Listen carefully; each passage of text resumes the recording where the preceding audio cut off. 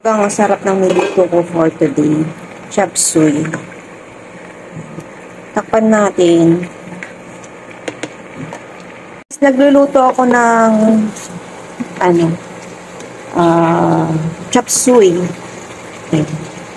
Chop suey ang niluto ko. Nilagyan ko ng atay. Nagtira ako ng atay dun sa adobo ko. Pero fresh pa yung tinira ko. Luto tayo ng chop suey.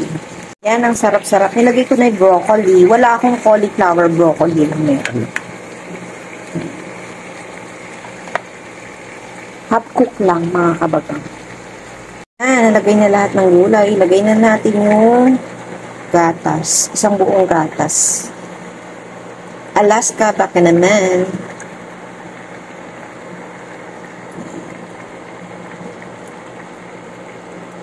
Isang buong gatas. Meron na rin yan asin, patis. At saka, isang buong gatas.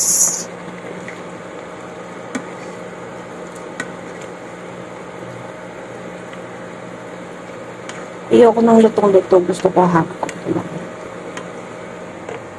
Yan, luto na ang ating